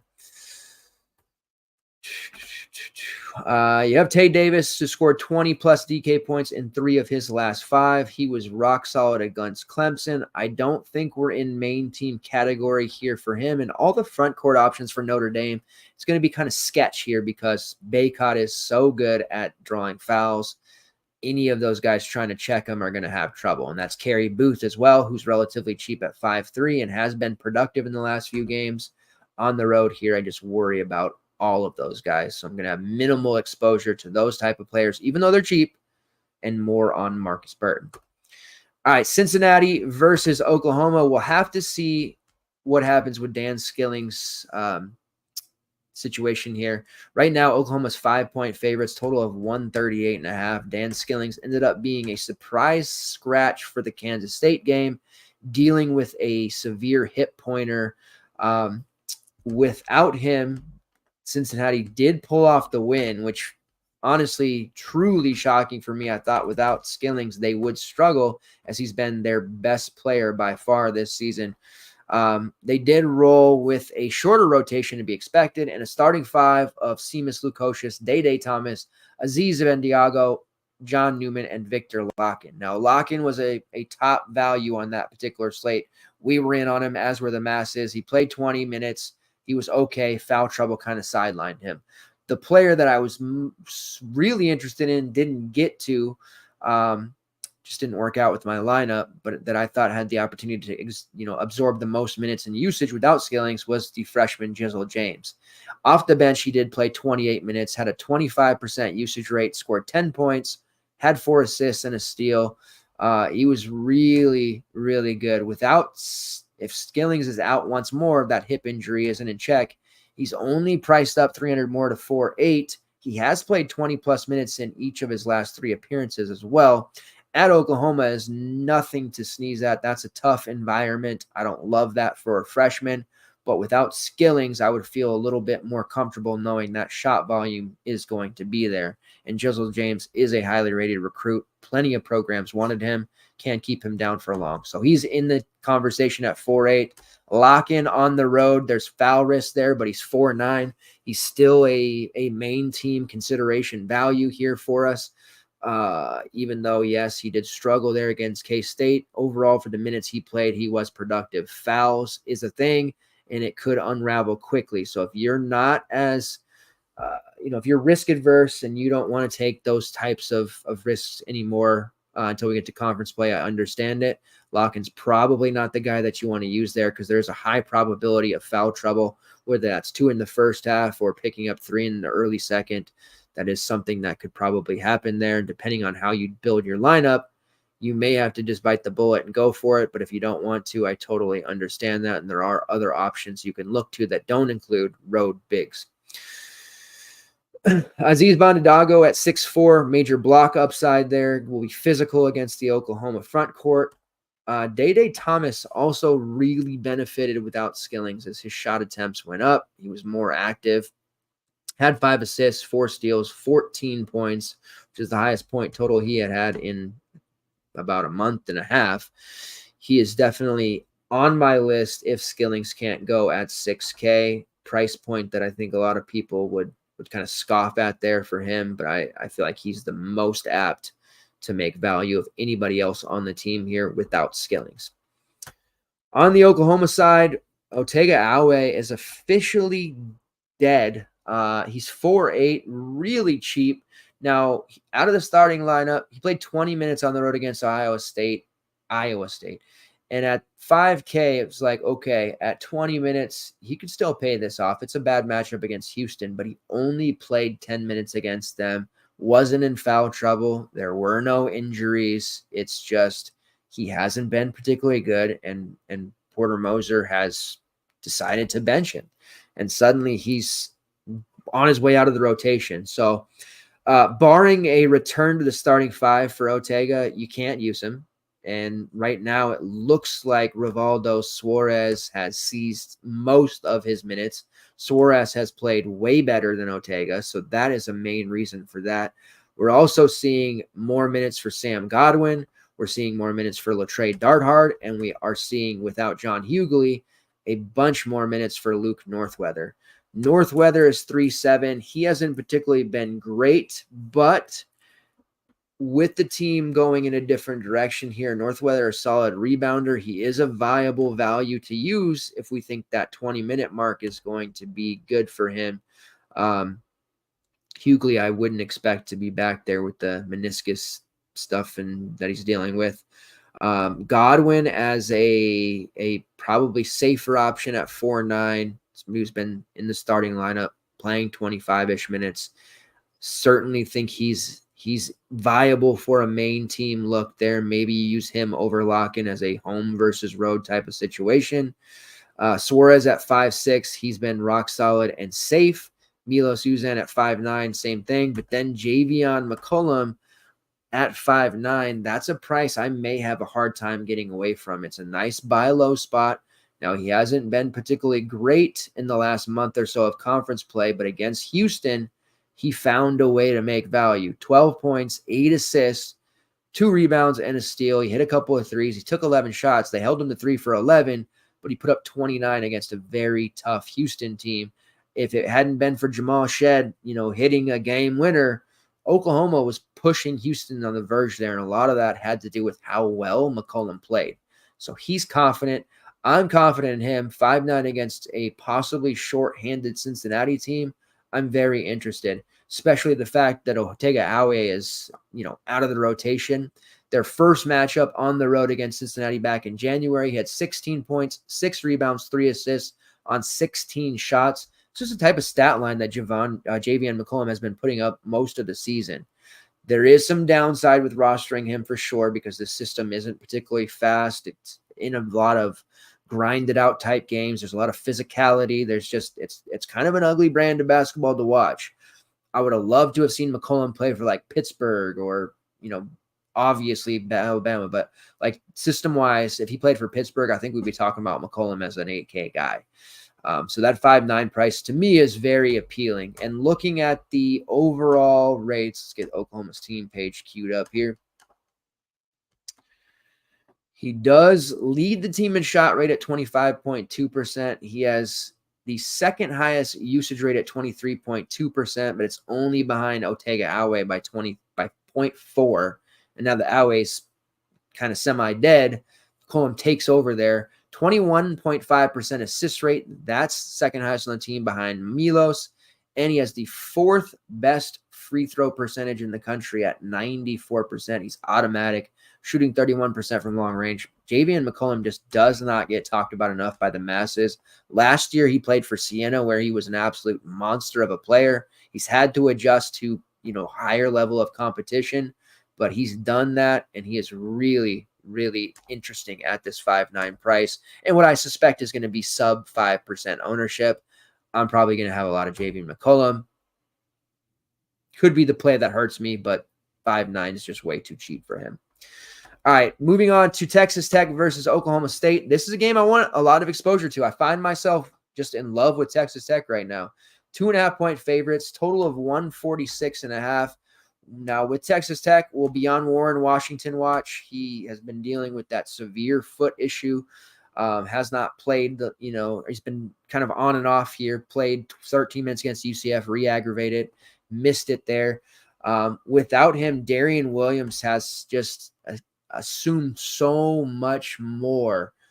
He's not just a facilitator like he was earlier in the season. He's become a primary scorer, and now he's also an elite rebounder. 9 boards against West Virginia, 8 against Texas, 11 against a very difficult UCF team, and that was on the road, 7 against TCU, and 11 on the road against Iowa State. These strong and elite peripherals make Darian Williams a fantastic play across the board, all formats. Because he's priced up over 8K, nobody's really going to be thinking about rostering him, and he's been so safe. The matchup against West Virginia was easy. I wanted more out of him. He gave me 39, which was fine, but he played 40 minutes. And this is a guy that's just never going to leave the court as long as Texas Tech remains shorthanded with Warren Washington, dealing with issues. They've had Kyron Lindsey now questionable. Washington had missed time. Obviously, they lost Cambridge early in the season. Isaacs has been banged up. Chance McMillan missed a game or two. Like, they've not had a full roster here, and they're still performing at a high level under Grant McCaslin.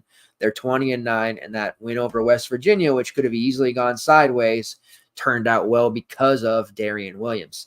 Now, they went with a 7-man rotation because of how banged up they are, which means Darian Williams, Pop Isaacs, and Joe Toussaint are all going to play 30-plus minutes. They did there. Robert Jennings, who takes over the starting spot when Warren Washington is out, played 22 minutes. Kerwin Walton, who has been struggling. He had a time there in early conference season where he played well. Now he's struggling enough to where he only played 20 minutes with Chance McMillan back and playing so well. McMillan has played 31 minutes there off the bench. And we did see the freshman, Emili Yalaho, play almost 20 minutes. Did get 4 fouls, but he was out there a lot. Seems without Warren Washington, Yalaho and Jennings, regardless of who starts, will be splitting that time. And McMillan may end up taking the starting spot from Kerwin Walton, or if they continue to utilize him as a 6-man, which is a role he's very comfortable with and performing quite well in, that might make the most sense. Now, it's a bit expensive to use at 6'2" as a bench piece, but he did put up 35 there against West Virginia. He's played 32-plus minutes in 3 of his last 4 games, primary 6-man. You can use those guys to some success because people are afraid to use bench players sometimes, but McMillan's clearly like the 4th option on the team right now with Warren Washington out, and that's good enough for me at that price. However, he won't be a main team look for me. I am going to be using a lot of Darian Williams still at 8-1. Absolutely just That's one of my guys. You know how it is with me. When I got a guy that's hashtag Dubs team, Waltz team, whatever you want to say, just roster them continually.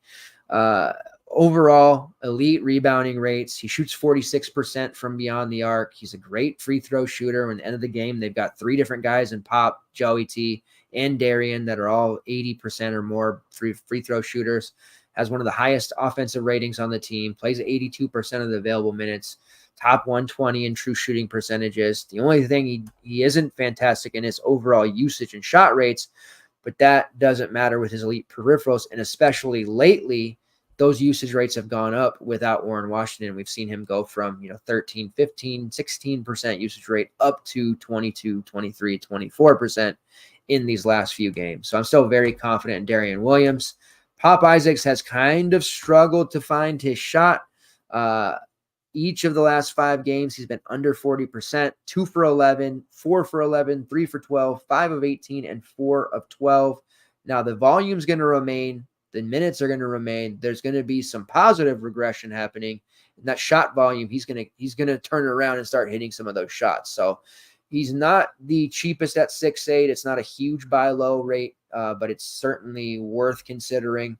He's a really nice GPP look against this Oklahoma State team, and I don't mind the idea of using him in your main lineup. They had a home game against Oklahoma State earlier this year. They put up 90 on them. He had 24, 5, and 4 for 38. It was one of his better games in Big 12 play, so you have to consider him. Joey T is more expensive at 7-1. He put up 40 on West Virginia, so I guess that makes sense. When Pop's popular, I usually go Joey T for leverage. They score similar more often than not. But with him being priced higher, I think it's going to be tougher for me to justify. So I would probably be on Pop over Joey T, but he's still a very nice look. But overall, I'm on Darian Williams.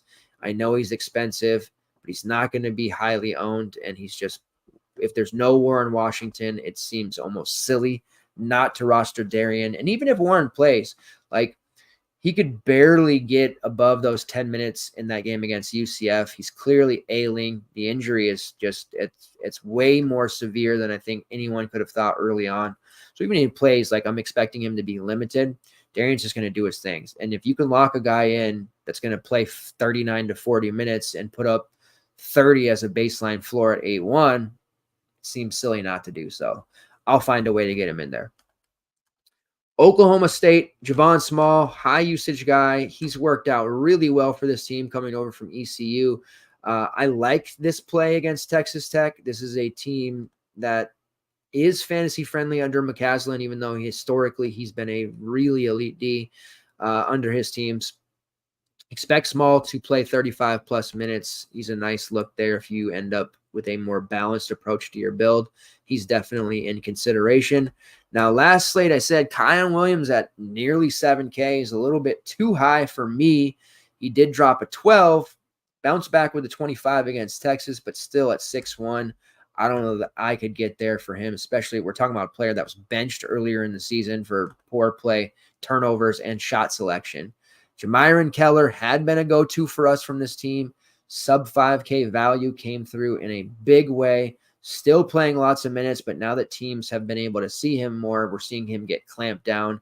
His elite three-point shooting that he showed has kind of fallen off the last 3 games.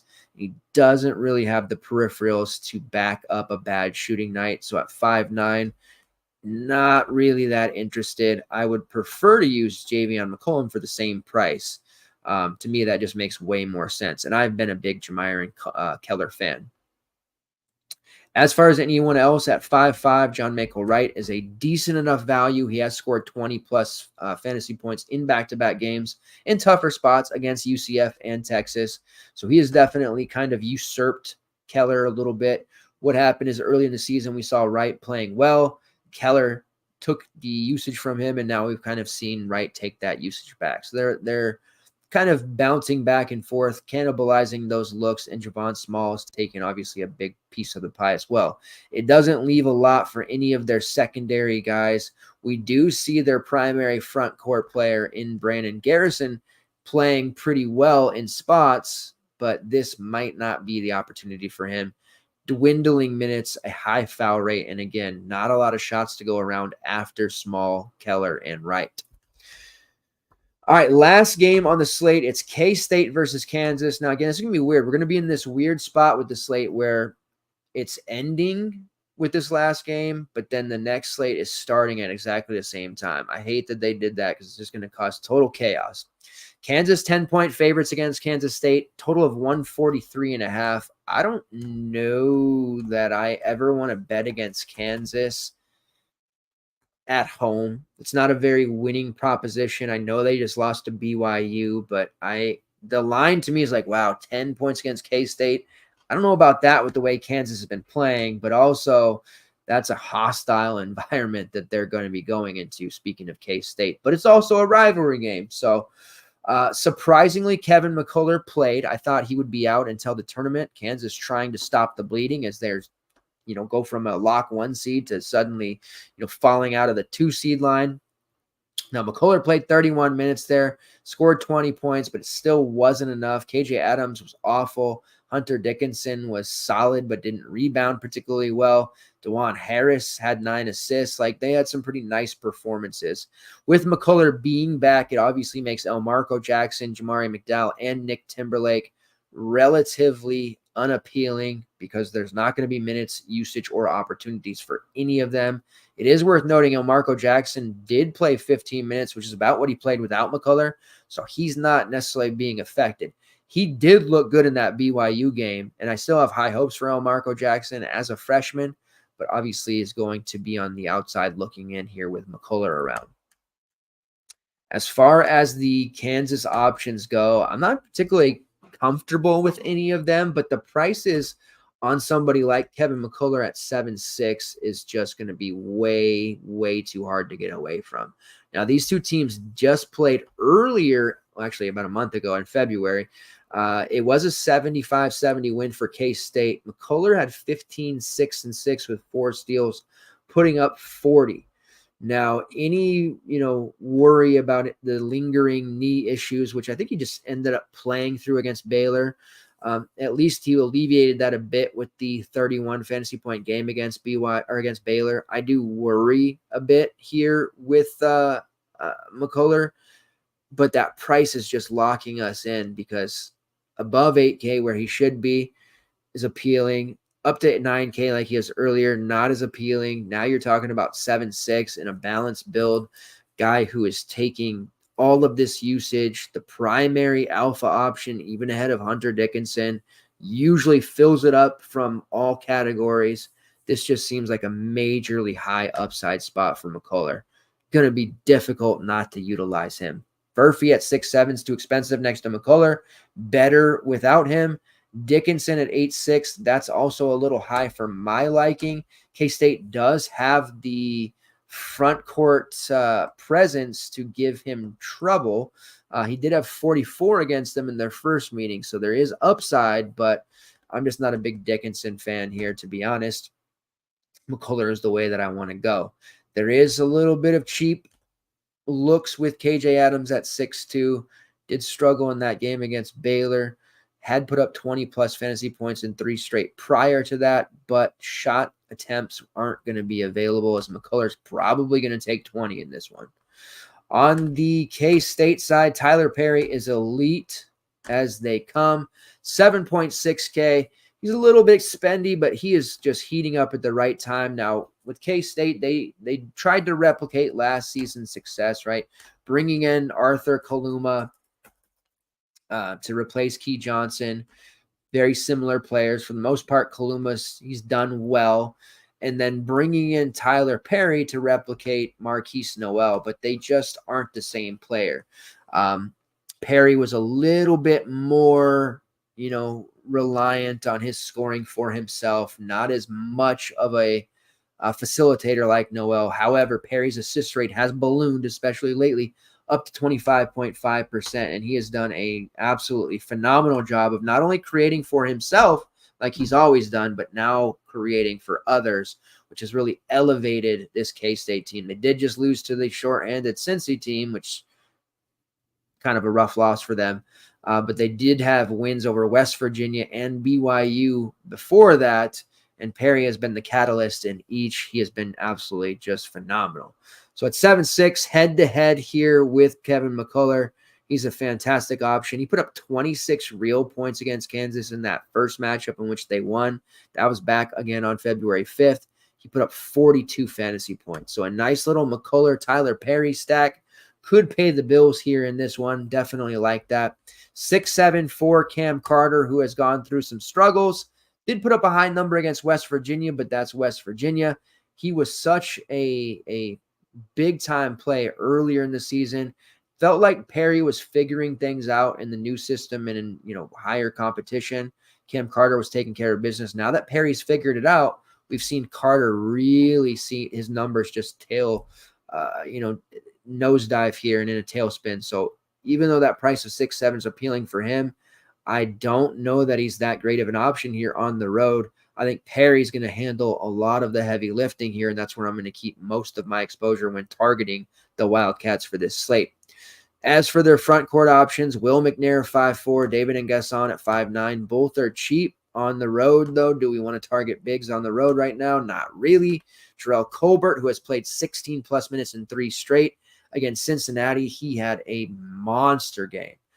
15 points, 7 rebounds, a block, and a steal. That was good for 27. That was a career high for him, one of his best games ever. Colbert has a ton of upside. He's still really, really raw. Perhaps if we see some foul trouble on the way of N'Guessan or McNair, Colbert has a path to playing close to 20 minutes once again. If he does, I do not mind him, but this is a very hostile environment. Again, harping on that for an unproven and raw player with upside.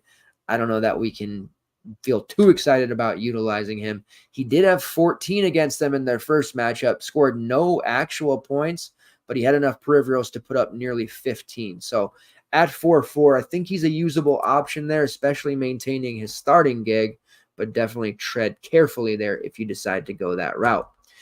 You also have Day-Day Ames at 3'9". He played only 14 minutes against Cincinnati after playing 3 straight games over 23. As a starter, usually the starting lineup with Colbert and Ames, they're still coming with McNair and N'Guessan for starter minutes. So it's kind of difficult to gauge how much playing time those guys are actually going to get, even though they're starters. Sometimes they play 15, sometimes they play 25. I do still like Colbert, though. I think he's really interesting for this one. All right, that wraps up the slate. Time to get into the core, and then we'll finish up with PrizePicks and get on out of here.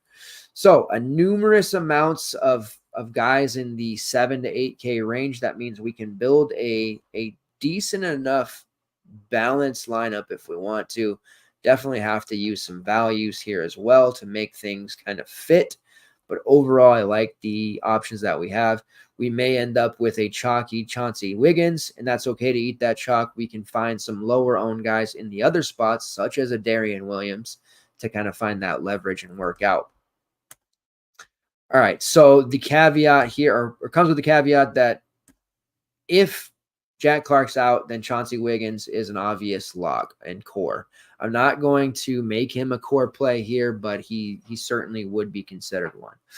All right, starting off, core play number 1, P.J. Hall, 7.6K here, possibly the swan song. Really just DK has kind of biffed pricing on several guys. We're getting some really low prices on guys like Morrell, P.J. Hall, Grant Nelson, Jalen Murray, Hunter Couture. There's some really appealing prices for these guys. And I think it's going to be really hard to not play PJ Hall. And I think he's also going to be one of the more popular plays on the slate. So I hate giving that, but at 7.6, how could I not? Especially since I'm the president and member of the PJ Hall fan club and have been the card carrying president for several years now. So he's core play number 1. Number 2, this is tough. I like a lot of different players, but number 2 core play for me is going to be Javion McCollum at 5'9". Really debating coring him as the show went on, but I just, full disclosure, I'm going to have like 1,000,000% of my lineups with McCollum at 5'9". Posh play of the day, but not core, is going to be Darian Williams. I'm not going to give you to him as a core, but he is the posh play of the day. You can use him in any format you want, and I will. I absolutely love him in this this regardless of matchup. He just seems like such an obvious high caliber look to score 30 plus fantasy points and cruise into value. So he's the posh play of the day because I don't expect people to roster him. And then the third member of the core, as it stands right now, I'm going to be playing Matthew Morrell of Ole Miss against Georgia. He's 7-1. The price is just extremely low. All things considering, it's another player in that 7 to 8K range. I'm trying my best to fit 4 or 5 of those guys.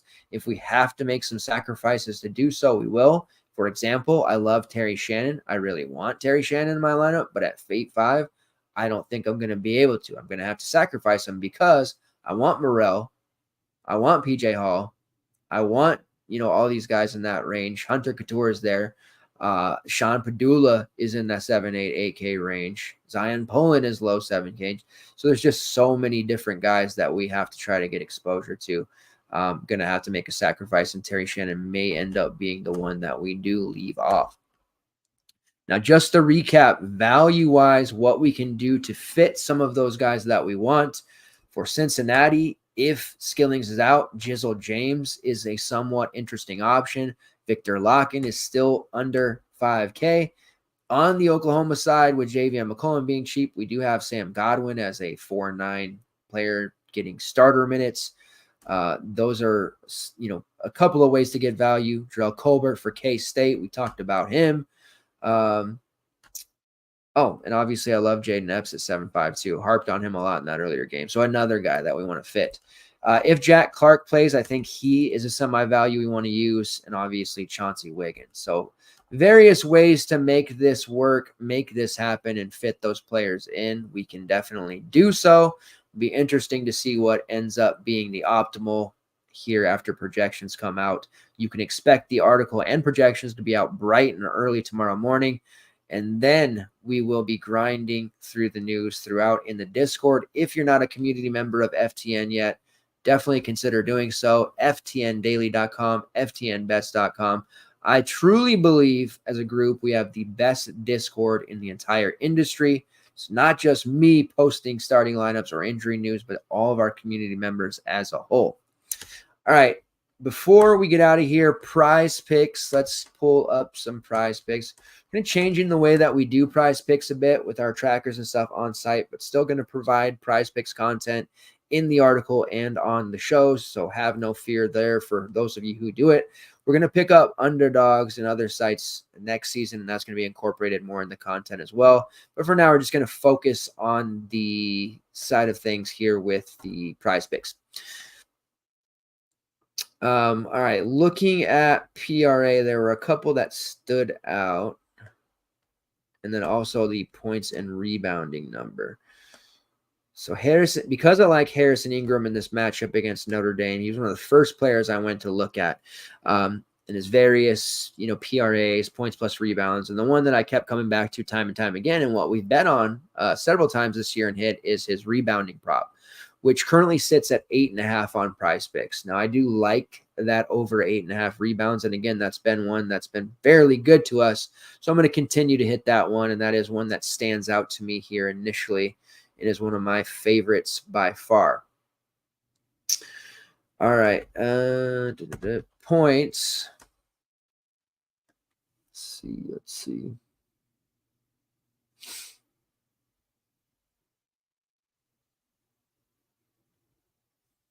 So USF is taking on Tulane, which Tulane is involved in high-scoring games all the time. And there are a couple of point props here that did stick out that I at least was somewhat interested in. Kashawn Pryor over 14 points against Tulane. That was one I liked quite a bit. This South Florida team has surprised everyone, including myself. And Zion James over 11.5 real points versus South Florida.